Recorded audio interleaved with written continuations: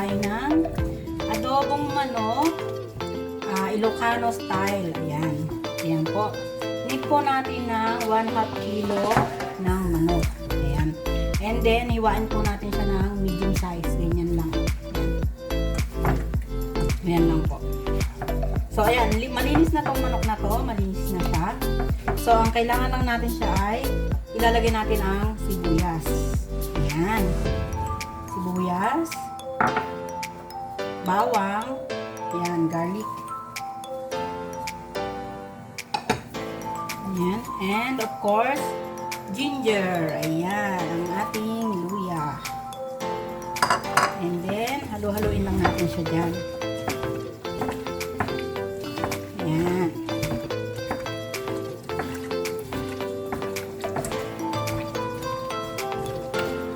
And then, of course, need natin ng salt. Ayan. Mga 1 tablespoon of salt. Ayan. Or half tablespoon. Ayan. Conforme po yan sa panlasa nyo mamaya. Titikman po natin kapag needed. Magdadagdag po tayo ng salt. Ayan. Mukhang marami naman yata yung 1 tablespoon. Mga 1 teaspoon lang siya una. Ayan. And then, ground pepper. Ayan.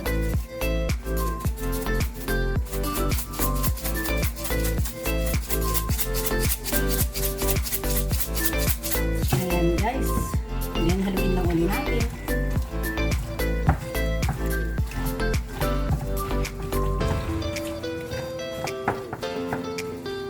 Ayan. Tapos, ang bay leaves. Laurel. Ayan. Ayan lang natin dyan ang laurel. Ayan. And then, nibin po natin ng 1/3 cup of soy sauce. Ayan. Ayan. Haluin lang ulit natin.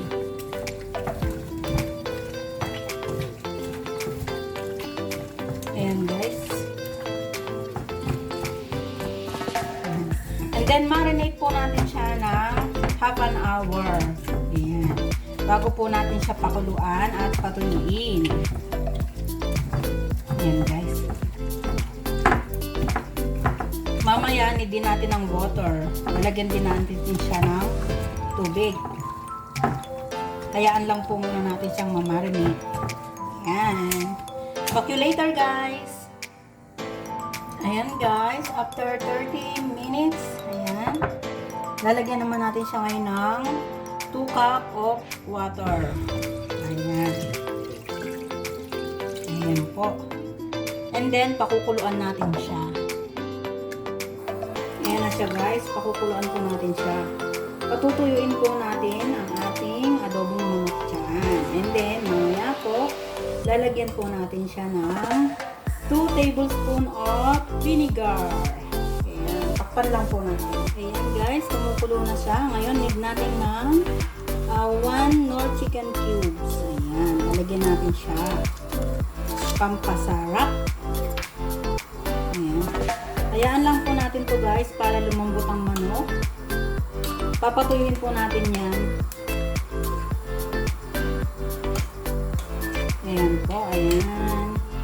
And then, takpan po ulit natin. Okay, guys, ngayon need natin ng 2 tablespoon of vinegar.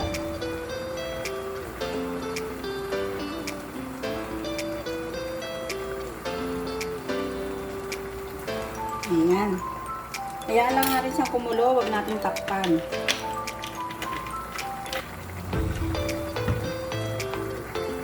And then po, nigrin po natin ng olive oil. Ayan, mga 2 tablespoon din. Ayan. Ayan guys, need din po natin ng 1 teaspoon of chili powder. Ayan. Para po may anghang-anghang siya ng konti. Ayan.